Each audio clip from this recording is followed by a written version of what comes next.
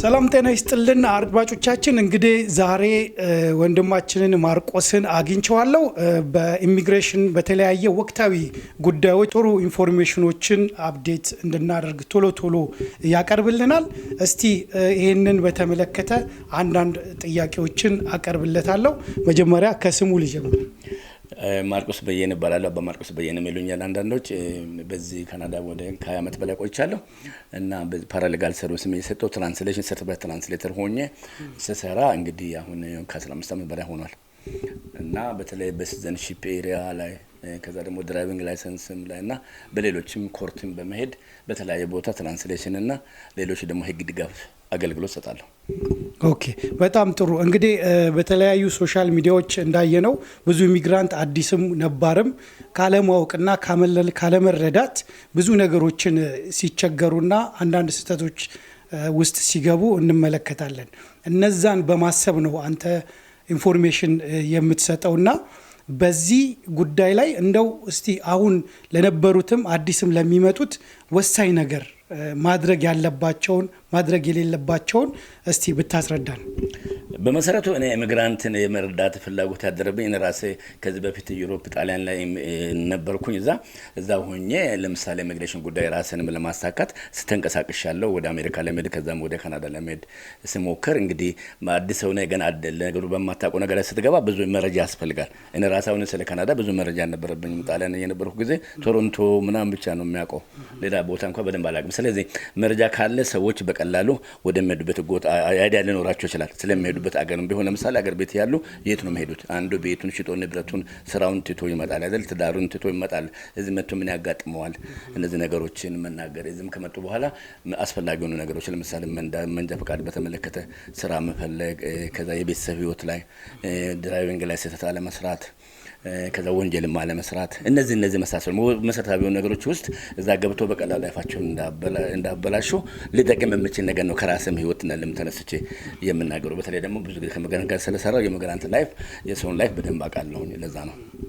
በጣም ጥሩ ሀሳብና ጥሩ ኢንፎርሜሽን ነው እያደረስክ ያለው። እስቲ እንደው አንድ አዲስ ከኢትዮጵያ የመጣ ኢሚግራንት መጀመሪያ ማድረግ አለበት ብለህ የምታስበውን ወሳኝ ነጥቦችና ማድረግ የሌለበት ደግሞ የምትለው ወሳኝ ነጥብ አጫጭር ነገሮችን እስቲ። ነገሩ በእርግጥ እንኳን ረዝማል። ከዚህ በፊት ማለት በቲክቶክ እና ዩቲዩብ ላይ አውርቻለሁ። ምን ይዞ መምጣት አለባቸው ስመጡ፣ ከዛ ምን ማድረግ የሌለባቸው ምለው በረጅም አቅርበ ነበረ። አዎ በእርግጥ እዚህ ስመጡ ሰው መጀመሪያ ላይ ያው ሰው ጋር ያው ቦታ ይከራይ፣ የሆነ ቦታ ይጠጋል፣ ሰው ጋር መሆነ ተከራይቶ ይገባል። ከዛ በኋላ ደግሞ ባንክ አካውንት ይከፍታል። ከዛ ደግሞ ቀስ ብሎ ደግሞ መንጃ ፈቃዱን ለመቀየር ይንቀሳቀሳል። ከዛ ወደ ኢሚግራንት ሰርቪስ ቦታዎች አሉ እንደነ ካትሎ ኢሚግሬሽን ኒውካመር ሴንተር የሚባሉ በጣም ሰውን የሚረዱ ቦታዎች አሉ። እዛም ሲሄድ እነሱ ደግሞ የተለያየ አገልግሎት ይሰጣሉ። አንዱ ስራ መፈለግ ላይ፣ ሌላ ደግሞ ሌሎች ሴትልመንት ጉዳይ ላይ ይመክራሉ። ጥሩ ስራ የሚሰሩ ድርጅቶች አሉ በተለይ ካናዳ ላይ እና እዚህ አልበርታም ካልጋርም ቢሆን። ከዛ በኋላ የስራ ትሬኒንግ ይሰጣሉ እነዚህ ኦርጋናይዜሽኖች። ከዛ ረዝሞን ጽፎ ስራ መፈለግ ይጀምራል። እንደዛ እያለ በቃ ይቀጥላል ማለት ነው። ሌላው ግን መድረግ የሌለበት ምንድነው መኪና ሲነዱ በተለይ ያው ቶሎ ብለው መኪና መንዳት ስለሚፈልጉ ክላስ 7 ሆነው ገና በራሳቸው መንዳት በማይችሉበት ጊዜ ክላስ 5 ሲነዱ ይያዙና ትኬት ይሰጣቸዋል። አንዳንዱ ደግሞ ከዛም አልፎ ወይ ሌሊት ላይ ሲነዱ ለምሳሌ ሌሊት መንዳት አይቻልም አዲስ መንጃ ፈቃድ ከሚድናይት እስከ ጠዋት 5 ድረስ ሲነዱ ደግሞ ይገኙና በአንድ ላይ ወደ 3 ትኬት ይሰጧቸዋል። እንደዚህ መሳሰል ነገር ሊያጋጥማቸው ይችላልና እሱን በሰፊው እንግዲህ እንዳርስት አድርገን ሌላ ጊዜ በደንብ ያቀርብላቸዋል። በጣም ጥሩ። በመጨረሻም እንግዲህ እንደሚታወቀው ኢትዮጵያ ላይ በጣም ብዙ ሰው እየተጭበረበረ ነው በእንደዚህ ነገርና ወደ ካናዳ እንወስዳቸዋለን እያሉ አፕሊኬሽን በመሙላት እንደዚሁም ብዙ ገንዘብ እየተቀበሉ ነውና በዚህ ጉዳይ ላይ ብዙ ሰው በመጓጋት እየታለለ ስለሆነ እንደው ማህበረሰባችንን ለመርዳት ማድረግ ያለባቸውን ጥንቃቄ ማንን ነው መጠየቅ ያለባቸው ገንዘብ ከመክፈላቸው በፊት እና በዚህ ጉዳይ ላይ እንደው አጭር ነገር ብትለን። ይህ እንኳን በጣም ከባድ ነው። አይ ቲንክ ሰው ሲያየው እኔም ጋር ስለምደውለው ያለውኝ በቃ ለመበላት ሬዲ ይመስላል። በቃ እሺ ቶሎ አድርግ፣ ምን ላድርግልህ፣ እንዴት አድርጌ በቃ ወረቀት ልላክ ወይ ብሎ ቶሎ ብሎ ቸኩለው ለዛ ነገር የተመቻቹ ይመስላሉ ብዙ ሰዎች። አረብ ሀገር ያሉ፣ ኢትዮጵያም ያሉ፣ አፍሪካም ያሉ በቃ እንዲ ቶሎ ስለሚቸኩሉ ነው በእነሱ ሳይኮሎጂ መተው እንግዲህ ገንዘብ የሚበሉባቸው። ስለዚህ ኤጀንሲ ሁሉ ልክ አይደለም ማለት አልችልም፣ ግን ብዙ ኤጀንሲዎች ግን ያው ስለሚያጋንኑ ወይ የተወሰነ ሰው ስለተሳካ ለሁሉም ይሳካል ይላሉ። ወይ አሁን ካናዳ ስራ ፈቃድ አለ እንደዚህ ትኬት ተቆርጦ ይመጣሉ። እዚህ ስትመጡም በቃ ሁሉ ነገር ይሟላል፣ አኮሞዴሽን ይሰጣቸዋል የሚባሉ ነገሮች አሉ። አሁን ይሄ ለምሳሌ እውነት አይደለም ያስታውቃል። እውነት ያሉ ነገሮች ወይ ኒውዚላንድም ወይ አሜሪካም እንደዚህ እና ወቅቱ እየጠበቁ እንደዛ ስለሚሉ ጥንቃቄ ማድረግ አለባቸው። ይሄ ነገር የሚያስሞክሩም ከሆነ ከዚህ በፊት የሚያውቁት ሰዎች ወይ የሚያውቋቸው ሰዎች ደግሞ የተጠቀሙባቸው ሰዎች ታማኝና ስመጥሩ ሰዎች ካሉ ሊጠቀሙ ይችላሉ። ያለዛ ግን ምንም መቸኮል የለባቸው። ስለዚህ ይሄን ነገር በምን ማወቅ ይችላሉ? ከባድ ነው። ጥንቃቄ ማድረግ ነው የሚያስፈልገው።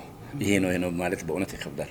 ያስታውቃል፣ ከሚናገሩ ነገር ያስታውቃል። ለምሳሌ ካናዳ ለስራ ሰው እየተቀበለች ነው፣ 400,000 ሰው ትፈልጋለች፣ አኮሞዴሽን ስታ ትኬት ቆርጦ ካለ ውሸት ነው፣ አነጋገሩ ያስታውቃል እኮ። ስለዚህ በዚህ ያስታውቃል እና መጠየቅ። በጣም ጥሩ። እሺ፣ በሌላ እንግዲህ ሰፋ ባለ ጊዜ አግኝተንህ በተለያዩ ጉዳዮች አንዳንድ ቃለ መጠየቅ እናደርግላለን።